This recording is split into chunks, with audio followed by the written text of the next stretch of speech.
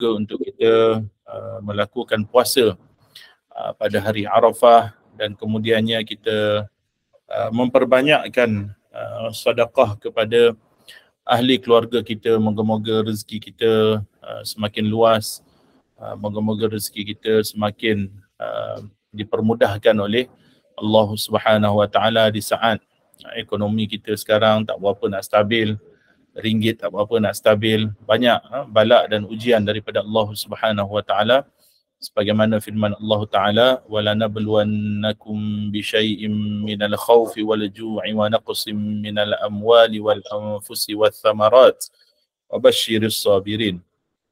Yang mana mafhumnya pasti Allah Taala berfirman, pasti kami akan menimpakan bala dan musibah. Walanabluwannakum yakni menimpakan bala dan musibah ke atas kita. Antaranya ialah minal khawfi, dengan ketakutan, wal ju' dengan kelaparan, wa naqsim minal amwal, dan juga kurangnya harta. Kurang harta ni jangan kita faham 100 jadi RM50, tapi boleh kita faham juga di antaranya ialah nilai kewangan kita yang semakin berkurang. Mungkin ada orang yang gajinya 2-3 ribu tapi nilainya pada zaman sekarang adalah sangat rendah. Kuasa membeli juga sangat rendah. Maka itu juga termasuk di dalam wa naqsim minal amwal. Dan juga beberapa perkara wa naqsim minal amwali wal anfusi wath thamarat, kematian orang yang kita sayang, wath thamarat, dan juga kurangnya buah-buahan. Wa basyiris sabirin, Allah Taala berfirman kepada Nabi Muhammad sallallahu alaihi wasallam, wa basyiris sabirin, berikanlah berita gembira kepada orang-orang yang sabar. Maka hendaklah kita sabar walau apa sahaja ujian yang menimpa kita, walau apa sahaja bala dan musibah yang Allah Taala timpakan, maka hendaklah kita ingat bahawasanya kita hendaklah tarkul i'tiraf, hendaklah tinggalkan membangkang, membantah Allah Subhanahu Wa Taala, dan juga hendaklah kita sentiasa beramal dengan redha dan sabar terhadap apa sahaja ujian yang Allah Taala timpakan ke atas kita. Maka muslimin dan muslimat yang dirahmati Allah, malam ni insya-Allah topik kita adalah berkaitan dengan hukum berzikir sewaktu seseorang itu mengiringi jenazahnya. Itu jenazah orang-orang yang mati. Sebagaimana yang kita tahu, ada sebahagian tempat dan ada sebahagian budaya yang mana apabila mereka bawa jenazah, kalau masyarakat Melayu ni dia lain dengan orang Arab. Orang Arab ni dia bawa jenazah cepat-cepat. Kalau tak biasa dengan orang Arab punya cara bawa jenazah, jangan ikut, nanti tersungkur. Kan, memang tersungkur punya.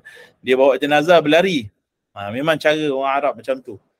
Memang cara orang Arab macam tu. Kerana sunnah Rasulullah sallallahu alaihi wasallam adalah apabila mengiringi jenazah dan menghantar jenazah, hendaklah bercepat-cepatan untuk sampai ke dalam kuburnya, untuk kebumikannya. Maka menjadi sunnah Nabi sallallahu alaihi wasallam. Maka dapat lihat memang bercepat-cepatan tu bukan makna semata-mata bersegera dalam arti kata mati pukul 4 ke bumi pukul 5, tapi cepat tu juga dengan makna ketika bawa jenazah tu pun mereka berlari kan.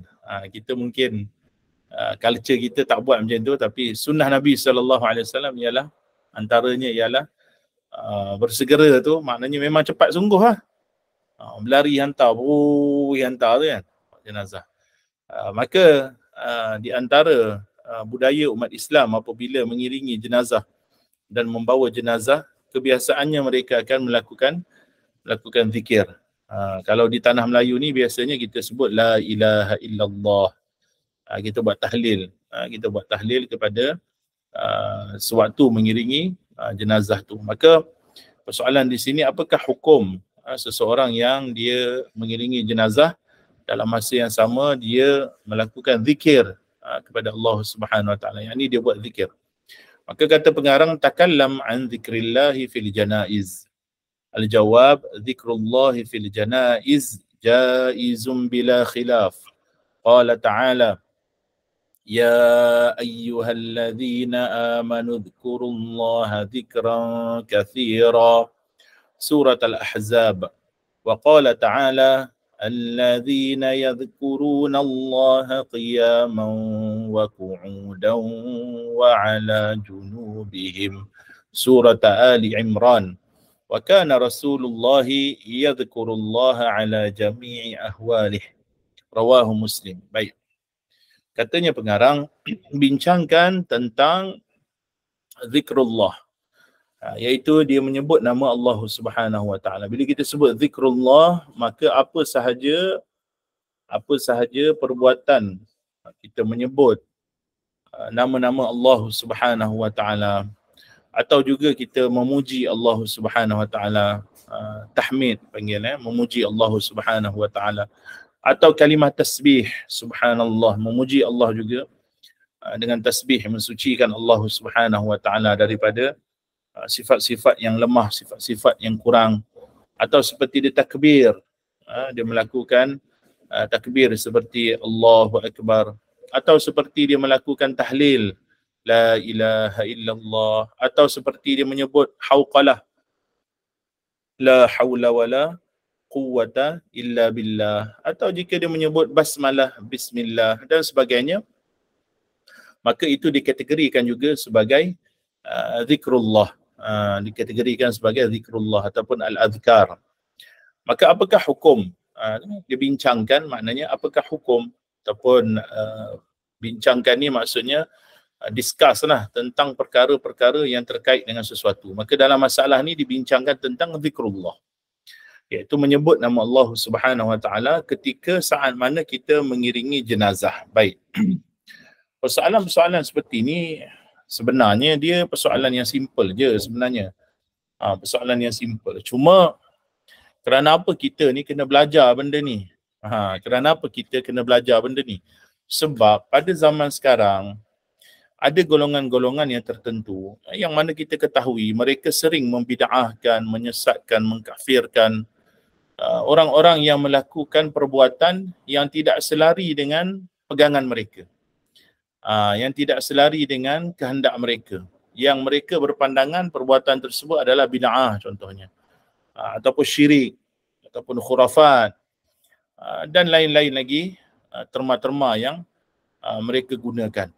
Jadi kadang-kadang berlaku kes-kes yang tertentu apabila mereka cuba untuk menanamkan, contohnya apabila mereka cuba menanamkan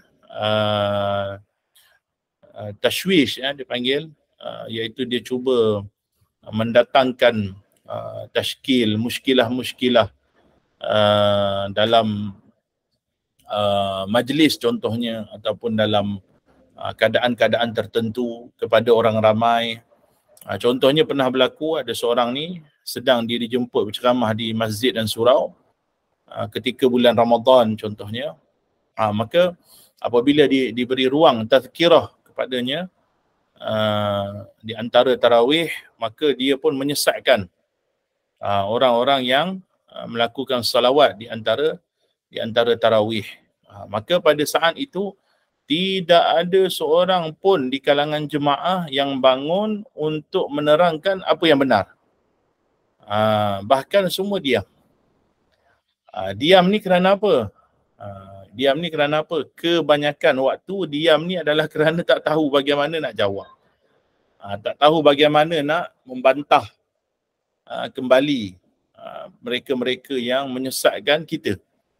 Apabila mereka menyesatkan kita, membid'ahkan kita, bahkan sebahagiannya mengkafir dan mensyirikkan kita dengan perkara yang tak sepatutnya mereka syirikkan, sesatkan dan bid'ahkan, maka bererti mereka juga telah menyesatkan, membid'ahkan, mensyirikkan, mengkafirkan sekalian tok nenek kita yang Muslim yang memang melakukan amalan ini sejak daripada dahulu. Lalu mereka berhujah dengan ayat Al-Quran tentang orang-orang musyrikin, orang-orang musyrikin yang mana mereka kata kami ini hanya mengikut nenek moyang kami. Sedangkan ayat itu adalah ayat yang makhsusah, ayat yang khusus untuk orang musyrikin, bukan untuk orang beriman. Adapun kita melakukan perbuatan-perbuatan kerana nenek moyang kita melakukan perbuatan tersebut, itu tidak bermakna kita ini seperti musyrikin. Wal'iyadzubillah. Kita melakukan perbuatan ini kerana tok nenek moyang kita dahulu mereka juga belajar. mereka juga mengaji, mereka juga diajarkan oleh guru, dan guru-guru mereka adalah ahli sunnah wal jamaah yang datang ke Malaysia ni. Mazhab yang datang ke Malaysia yang membawa agama Islam ke tanah Melayu, tanah Nusantara ini, sabit bahawasanya adalah atas jalan ahli sunnah wal jamaah. Bahkan manuskrip akidah yang tertua yang dijumpai setakat ini ialah manuskrip Aqidatun Nasafiyah, akidah Nasafi atas jalan Maturidi. Atas jalan Maturidi. Maka kita faham di situ bahawasanya apa yang dibawa oleh para ulama kita dahulu, kemudian diteruskan oleh tok nenek kita, moyang kita, dibawa sampai ke kita amalan-amalan seperti tahlil, talqin, seperti dalam konteks yang kita membicarakan ini adalah zikrullah ketika mengiringi jenazah. Maka itu bukanlah suatu perkara yang dicela. Tetapi kita sendiri yang kadang-kadang lemah dalam mempertahankan perkara tersebut kerana kita hanya ikut-ikut tanpa ilmu. Itu masalah kita. Masalah kita ialah, oh nenek aku dulu buat, tok aku dulu buat, moyang aku dulu buat, maka boleh buat. Maka kita katakan, ya, memang boleh buat. Tetapi apabila berlaku keadaan-keadaan, peristiwa-peristiwa seperti ini, maka ramai yang terbungkam. Tak reti nak jawab apa. Tak reti nak jawab apa. Maka apabila dipersoalkan, hadis mana daripada Nabi SAW yang kata kena selawat di antara tarawih? Ayat Al-Quran mana? Ditanya soalan-soalan begitu. Kadang-kadang imam dengan Bilal pun menikus je. Tak tahu nak jawab. Maka ini adalah keadaan yang sangat membimbangkan, keadaan yang sangat menyedihkan. Kerana apa? Kerana apabila dipersoalkan demikian, maka kita tahu di kalangan jemaah masjid dan surau atau seumpamanya, yang mana mereka-mereka ini kadang-kadang mereka ini berada di suatu condition bersifat atas pagar. Atas pagar ni dengan makna mereka tak tahu mana satu yang salah, mana satu yang betul. Tetapi apabila berlaku peristiwa demikian, maka mereka akan lihat seolah-olah yang lebih petah berkata, yang lebih tegas berbicara itu adalah orang yang benar. Sedangkan dalam Islam bukan begitu. Dalam Islam bukan begitu. Dalam Islam yang benar itu mestilah yang mengikut hujjah, yang ada dalil, berdasarkan dalil yang benar, berdasarkan daripada interpretasi para ulama, interpretasi para mujtahidin terhadap sesuatu perkara. Maka tapi ramai orang awam diikut hanya berdasarkan semata-mata hawa nafsu, kerana mereka tidak ada neraca yang boleh menentukan, yang boleh membuka minda mereka, mana yang hak, mana yang batil, sehingga mereka menyangkakan yang batil itu hak dan menyangkakan yang hak itu adalah batil. Maka ini keadaan yang sangat menyedihkan. Maka muslimin dan muslimat dirahmati Allah, apabila kita membaca dan mensyarahkan sedikit ringkasan pun, bukan syarahan yang panjang pun daripada akidah muslimin ini, maka kita dapati bahawasanya perlu untuk seseorang dia menekuni syarahan-syarahan, dia catat dan sebagainya, supaya apabila berlaku peristiwa-peristiwa seperti itu, ada ketika suatu malam di suatu tempat, saat dimulakan bacaan Yasin pada malam Jumaat, maka ada yang bangkit mempertikaikan, kenapa baca Yasin malam Jumaat? Kenapa dibaca Yasin sedangkan Nabi SAW menyuruh kita baca daripada surah Al-Kahfi? Maka kalau baca Yasin itu bid'ah, kalau baca surah Al-Kahfi tak apa. Maka dia tak reti nak jawab. Seolah-olah bacaan Yasin ini akan menyebabkan manusia berdosa. Subhanallahil azim. Sedangkan Yasin itu juga daripada Al-Quran. Surah Al-Kahfi juga daripada Al-Quran. Hatta qul huwallah juga adalah daripada Al-Quran. Bukankah suatu ketika ada seorang sahabat Nabi SAW, apabila dia jadi imam dalam solat, maka dia akan baca suratul Ikhlas je. Dia baca suratul Ikhlas je sepanjang masa bila dia jadi imam.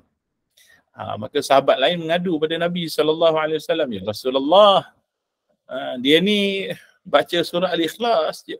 Nabi tanya kepada lelaki tersebut, apa yang berlaku dengan engkau kerana baca surah Al-Ikhlas?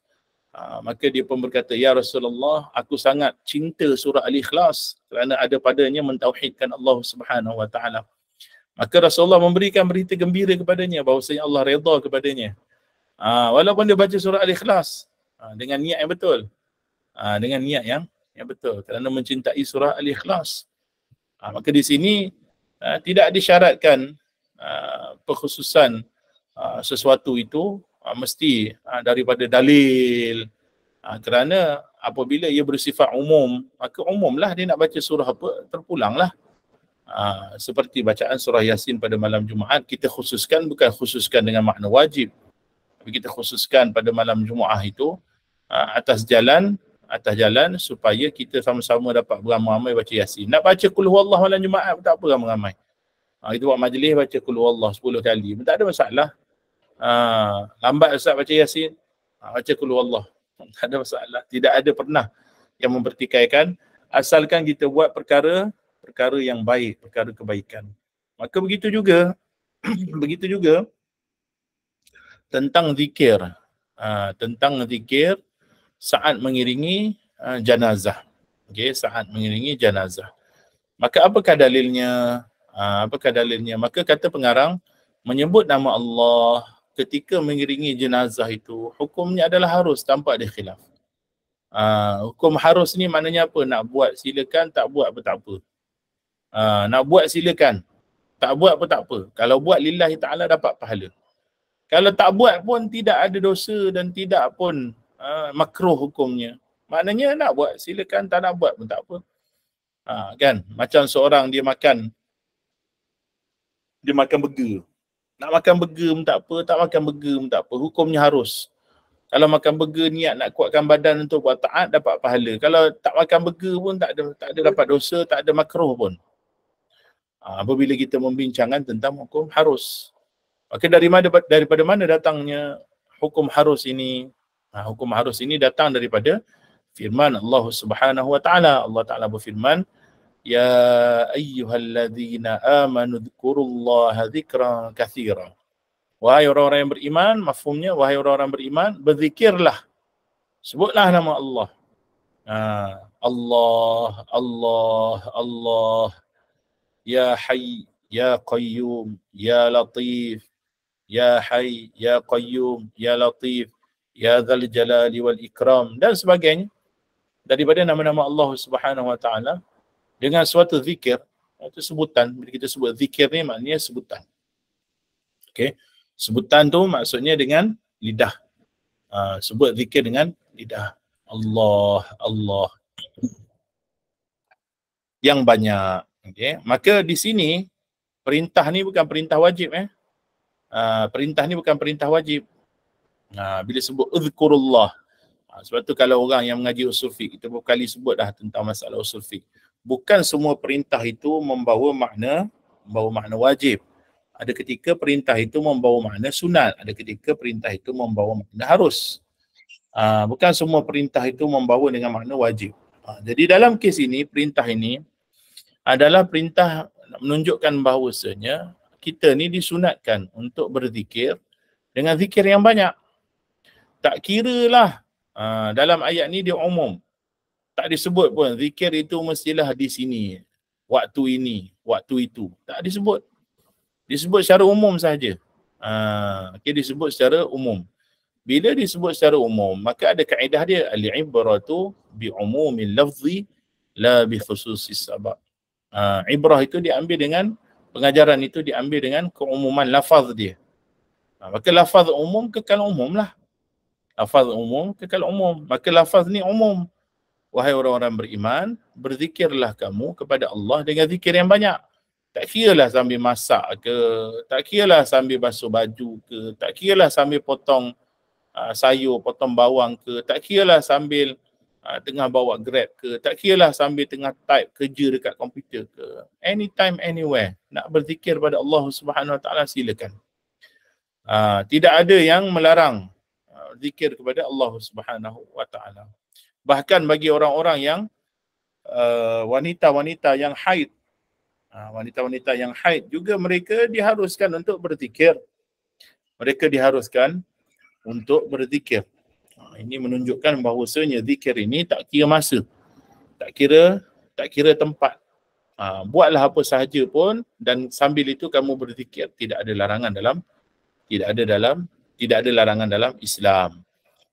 Maka muslimin dan muslimat dirahmati Allah, perbuatan mengiringi jenazah ini bukan perbuatan yang haram.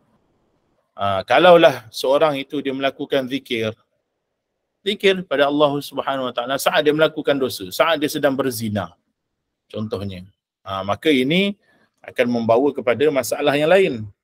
Kan boleh jadi seorang tu dia berzikir pada Allah, dia buat lafaz sebutan zikir saat dia melakukan dosa besar, boleh jadi dia bermain, boleh jadi dia bermain, dia istihza dengan nama Allah Subhanahu Wa Taala, maka ini boleh membawa kepada kekufuran. Tapi dalam konteks yang kita sebut harus ini, dalam apa sahaja keadaan, apa sahaja waktu, ialah waktu dan keadaan yang dibenarkan oleh syarak. Seperti yang contoh kita dah berikan tadi, ketika masak, ketika basuh baju, ketika potong bawang, ketika buat kerja, ketika bawa Grab. Itu adalah perkara-perkara yang harus dalam syarak, maka pada ketika itu dia zikir pada Allah Subhanahu Wa Taala. Termasuklah ketika dia mengiringi jenazah. Waktu dia nak mengiringi jenazah tu, dia nak zikir, silakan. Kalau tak nak zikir pun tak apa. Tak pernah lagi kita dengar di Malaysia, di tanah Melayu ni, yang mana apabila selesai daripada solat jenazah, habis kita solat jenazah tu kan, empat takbir itu, setelah itu kita salam, tak pernah lagi kita dengar Tok Imam ke Tok Bilal ke pengurusi masjid ke nazir masjid ke sebut, wahai para jemaah, jangan lupa berzikir ketika bawa jenazah kerana ianya wajib. Tak ada. Kita tak pernah dengar. Wahai para jemaah, hendaklah waktu iring jenazah nanti baca zikir. Kalau tak baca zikir berdosa. Tak pernah dengar lagi. Tak pernah dengar. Yang kita tahu ialah perbuatan itu dilakukan oleh sebahagian orang. Ada orang diam, dia bawa jenazah diam. Tak ada buat apa, bawa. Ada sebahagian orang dia melakukan zikir. La ilaha illallah. Ada juga yang berbuatan stop. Kan, stop jenazah. Zikir, stop. Betul, ada sebahagian tempat kata, apa yang kamu lihat pada jenazah ini, baik, jalan, zikir. Kan. Ada sebahagian tempat dia stop, doa jenazah. Jalan lagi, stop, doa. Pulanglah. Tetapi yang sunatnya adalah cepat. Itu yang paling afdalnya adalah dia cepat.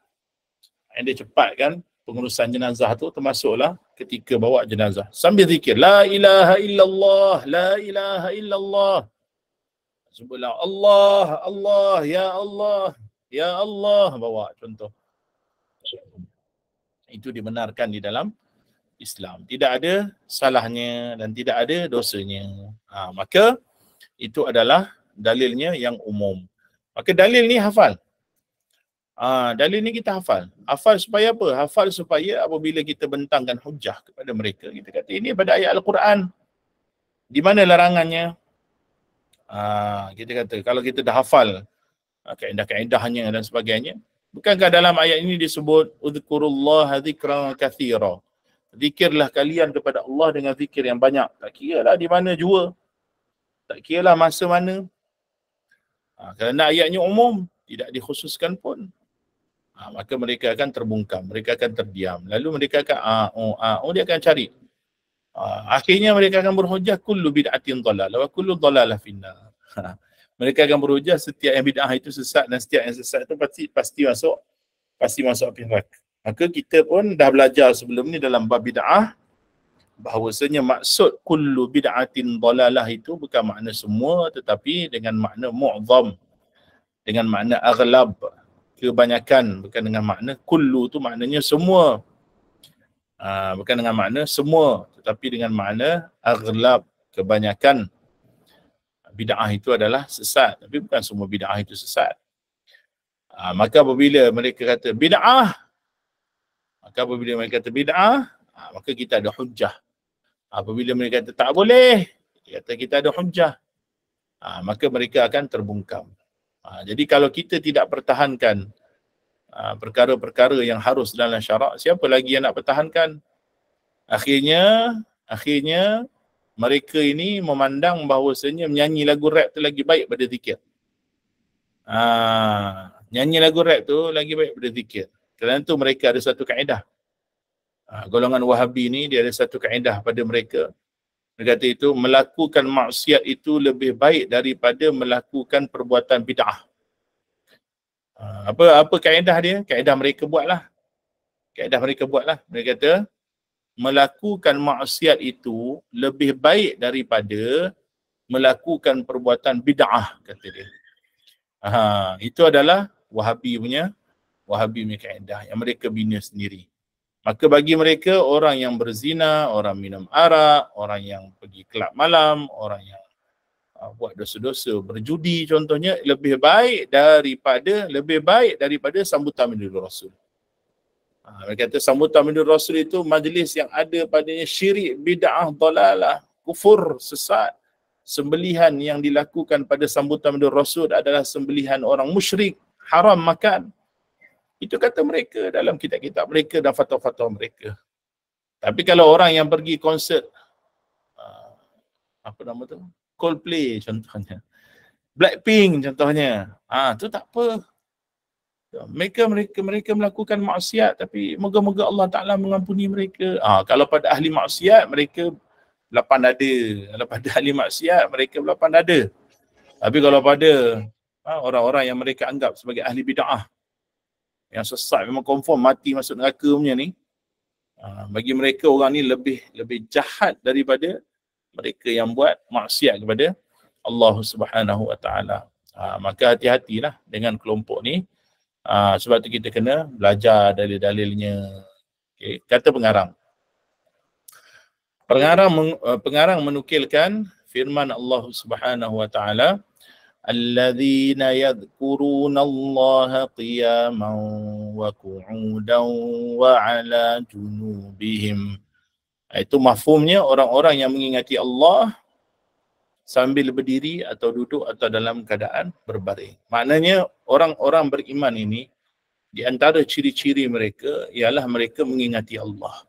Dan apabila mereka mengingati Allah, mereka buat zikir. Mereka mengingati Allah sambil mereka buat zikir contohnya. Maka mereka akan melakukan peringatan ni, iaitu mengingati Allah, zikrullah ini, sambil mereka berdiri, atau mereka duduk, atau dalam keadaan berbaring. Tidak ada larangan. Sebab tu kita kata, pada asal hukum, melakukan zikir ini, boleh anytime, anywhere. Dan any condition pun. Tengah berdiri ke, tengah duduk dalam kereta ke, tengah ride motor ke, terpulang. As long as dia berada pada kondisi ataupun pada keadaan yang diharuskan oleh syarak lah, sebagaimana yang telah kita sebutkan tadi. Janganlah ketika dia main judi disebutnya bismillah pula, ketika dia minum arak disebut bismillah pula contohnya. Maka itu haram perbuatannya, bahkan boleh mengundang kekufuran. Kerana itu istihza dengan agama Allah Subhanahu Wa Taala. Tapi dalam keadaan yang lain contohnya, silakan zikir. Sebut ketika berdiri atau ketika duduk atau ketika berbaring atau dalam apa-apa sahaja keadaan sekalipun. Itu disebut oleh Allah Subhanahu Wa Taala di dalam Al-Quran. Umum, tidak ada larangan, tidak ada pun Allah Ta'ala khususkan mesti zikir dalam keadaan berdiri saja. Mesti zikir dalam keadaan duduk saja. Mesti zikir dalam keadaan tengah solat je. Mesti zikir dalam keadaan tengah habis solat je. Tak. Zikir anytime, anywhere, any condition. So bila-bila sahaja, bila-bila masa, dalam keadaan apa sahaja pun silakan zikir kepada Allah. Bahkan satu hadis menyatakan, kana Rasulullahi yadhkurullaha ala jami'i ahwali. Bahawasanya mafhumnya Rasulullah sallallahu alaihi wasallam itu sering berzikir, mengingati Allah Subhanahu Wa Taala dalam setiap keadaan, Makna kata bila sebut setiap keadaan ni, kita boleh memahami daripada itu. Hatta ketika bawa jenazah pun, maka akan boleh zikir. Kerana Nabi sendiri berzikir dalam setiap keadaan. Apa saja keadaan Nabi zikir. Maka di sini dalil yang ampuh. Maksudnya Rasulullah sallallahu alaihi wasallam berzikir dalam jami'i ahwali. Jami'i ahwali. Jami' dengan kul ni jami' lagi kuat. Jami' dengan kullu, jami' lagi kuat. Jami'i ahwali maknanya dalam setiap keadaan. Rasulullah tidak pernah meninggalkan zikrullah. Rasulullah tidak pernah meninggalkan zikrullah. Maka di sini kita faham dalam setiap keadaan maknanya apa-apa saja keadaan. Hatta sambil bawa jenazah pun silakan. Cuma perlu diperingatkan. Okey, perlu diperingatkan. Apabila kita berzikir, tapi kita sebut tentang zikir, maka kita sebut tentang menyebut nama Allah. Menyebut nama Allah Subhanahu wa taala. Bila kita kata sebut nama Allah, apa makna sebut nama Allah? Iaitu kita hanya boleh berzikir dengan lafaz-lafaz nama Allah yang warid sahaja. Yang warid sahaja. Yang ia merupakan zikir, yang ia merupakan nama Allah. Jangan kita reka-reka nama Allah. Ini masalah akidah. Jangan kita reka-reka nama Allah. Kerana nama Allah itu tauqifiyah. Sebagaimana yang disebut oleh Imam Ahmad Ibn Hanbal dan selainnya. Bahawasanya nama Allah itu tauqifiyah. Apa makna tauqifiyah? Daripada perkataan waqafa. Sebelum ni kita dah jelaskan, tapi mungkin malam ni ada sahabat-sahabat dalam ni yang mereka baru ikuti pengajian contohnya, ataupun mungkin sebelum ni tak join contohnya. Maka kita hendaklah ingat bahawasanya nama Allah sifatnya tauqifiyah. Apa makna tauqifiyah? Terhenti setakat mana yang warid dalam Al-Quran, dalam hadis dan ijma'. Kita tak boleh namakan Allah, tak boleh sifatkan Allah dengan sebarang nama dan sebarang sifat melainkan yang layak bagi Allah. Melainkan yang layak bagi Allah Subhanahu wa taala. Dan bila kita sebut layak bagi Allah, maknanya yang warid daripada Al-Quran, sunnah dan ijma'. Tak boleh seseorang dia reka-reka nama Allah. Dia reka-reka nama Allah. Contohnya, ada sebahagiannya mereka kata bahawasanya Allah Ta'ala ni adalah engineer, arkitek contohnya. Takkan dia nak berzikir, ya engineer, ya engineer, ya engineer, ya arkitek, ya arkitek. Ada seorang ni dulu pakar motivasi lah kononnya. Dia kata Allah Ta'ala ni CEO kita. Agak bila dia berzikir dia sebut ya CEO, ya CEO. Tak mungkin.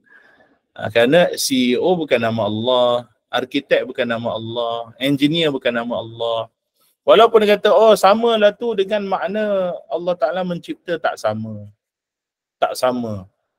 Kerana khaliq maknanya apa? Khaliq ni alladhi yubrizu minal adami ilal wujud.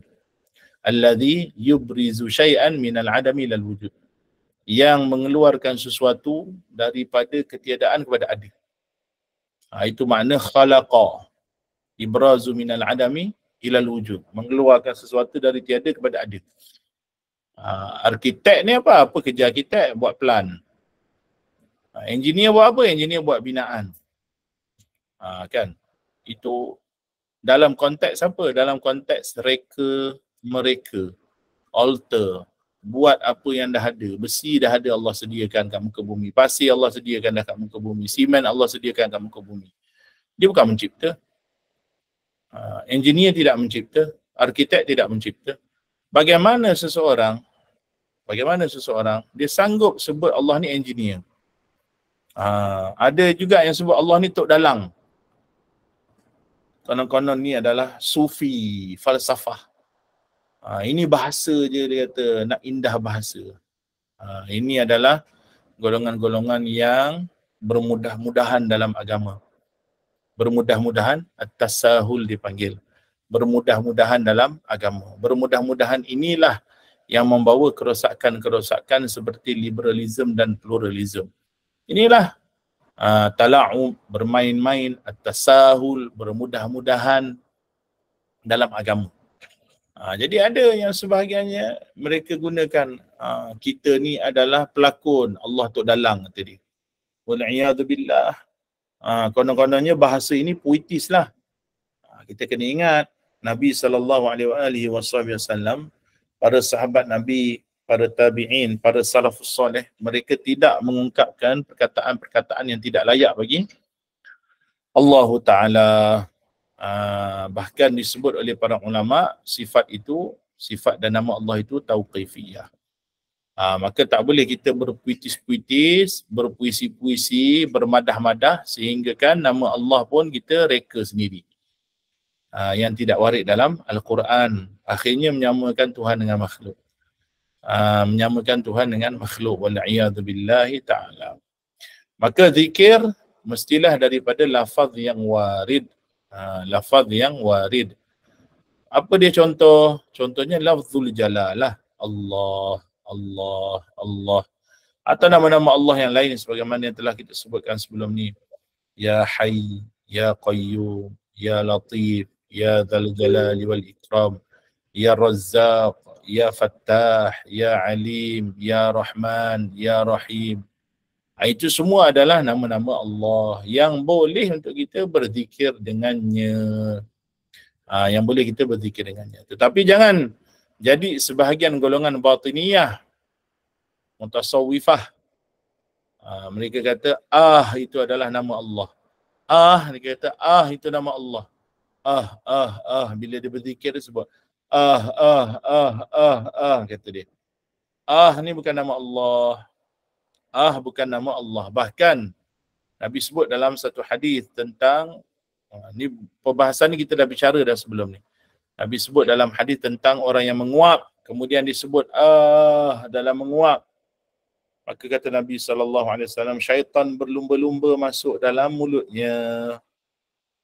Kalau kalimah itu baik, adalah zikir, syaitan tak akan masuk dalam mulut. Tapi Nabi kata, kalau seorang tu menguap, sebut menguap gitu, maka sesungguhnya syaitan akan masuk ke dalam mulutnya. Kalimah bukan nama Allah.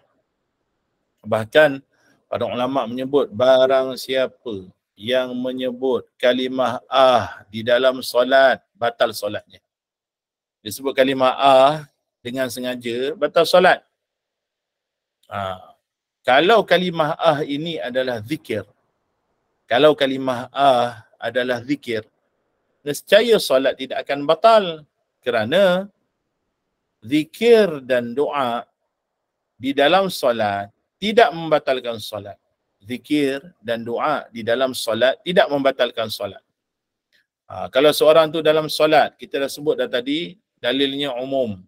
Alladzina yadhkurunallaha qiyama wa qu'uda wa ala junubihim. Orang yang mengingati Allah sambil berdiri, tengah solat, berdiri dalam solat, Allahu Akbar, imam tengah baca Fatihah, dia zikir contohnya. Subhanallah, Subhanallah, Subhanallah. Boleh. Tidak membatalkan solat. La ilaha illallah, La ilaha illallah. Dalam solat tak batal zikir, tak batal solat dia. Tak batal solat dia. Tapi kalau orang sengaja sebut, sebut batal solat. Kerana itu bukan zikir. Itu bukan zikir. Maka hati-hati, jangan terpedaya dan terpengaruh dengan mereka yang kata ini adalah zikrullah. Tak, bukan zikrullah. Apa yang susah sangat sebut Allah, Allah, nak juga sebut sedangkan perkataan itu bukan perkataan yang baik pun. Perkataan ini menunjukkan kesakitan.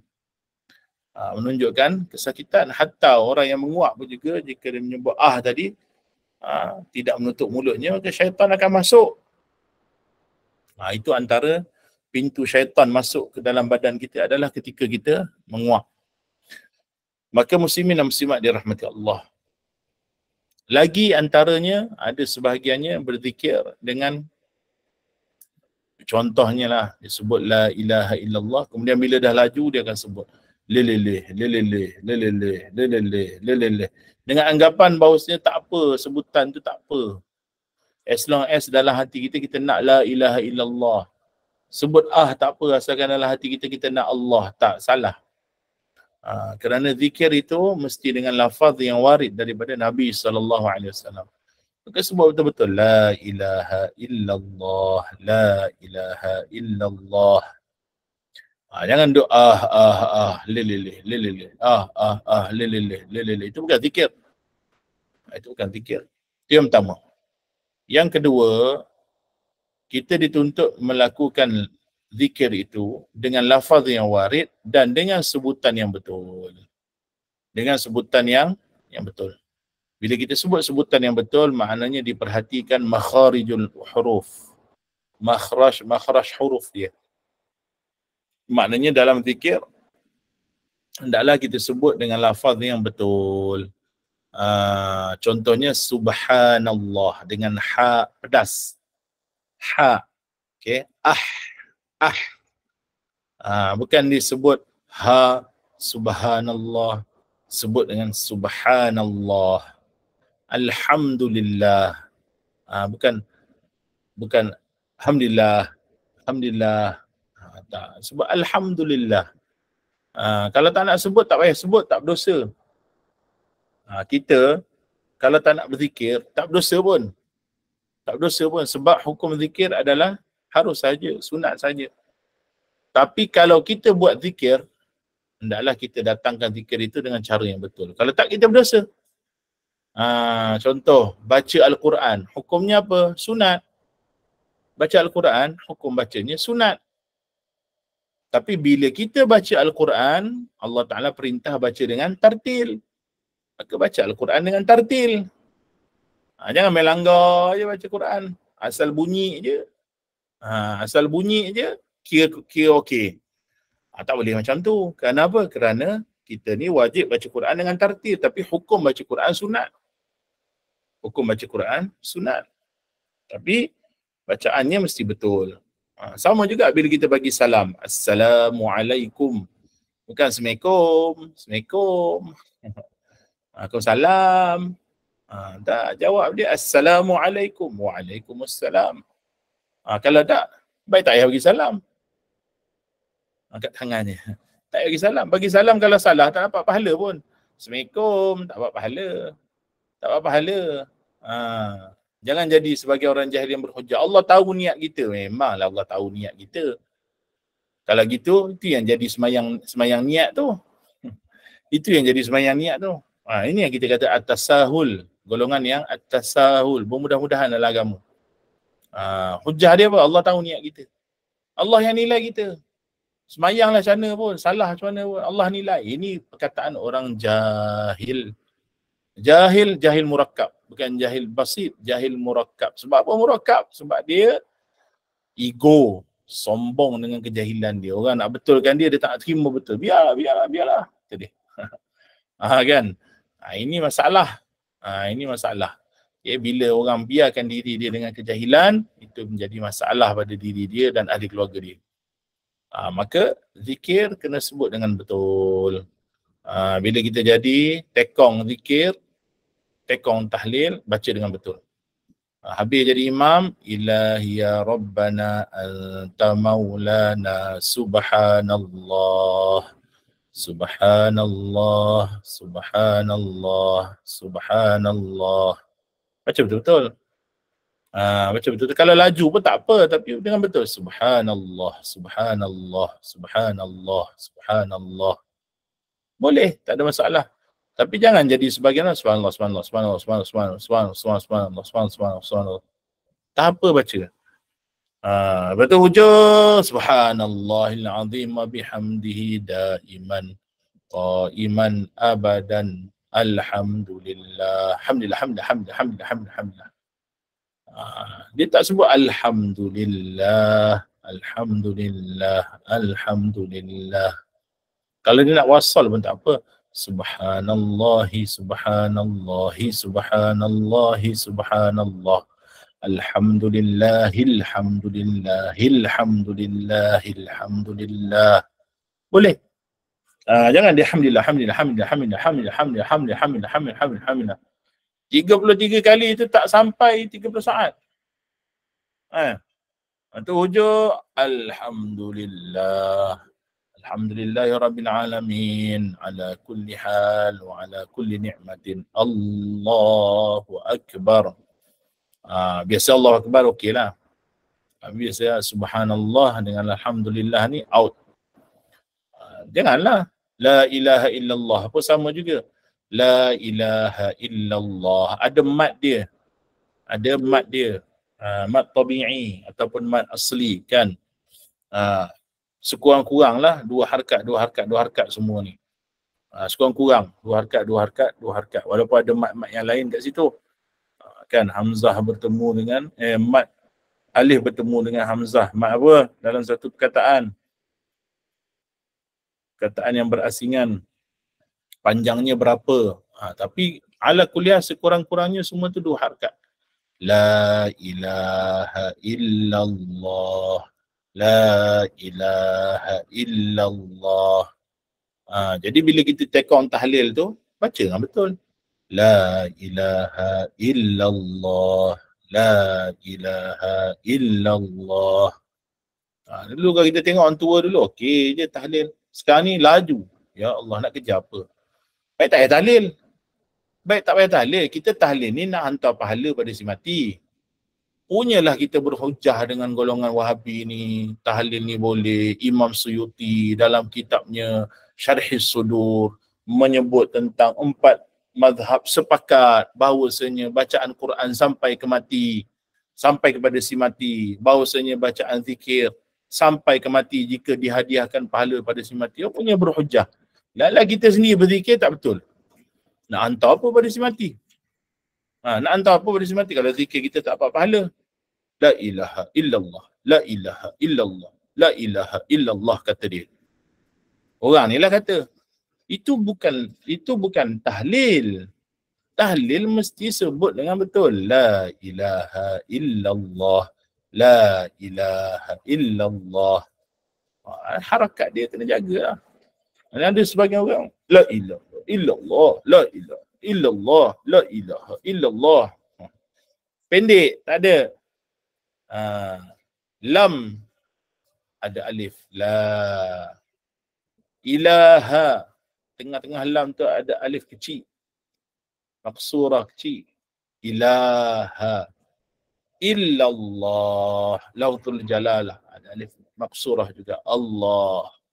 Jadi la ilaha illallah. Ingat tu berzikir kena dengan betul. Baru dapat pahala. Bila dapat pahala, barulah kita boleh sedekahkan pahala pada si mati. Ini sedekah makanan kat orang, makanan pun tak siap masak betul. Garam tak ada, apa tak ada. Kan? Sayur pun tak potong, bagi gitu je. Makanlah. Bagi sayur pun tak potong, tak masak. Bawang pun tak masak. Ayam pun tak masak, merah lagi, berdarah lagi. Itu umpama gitu.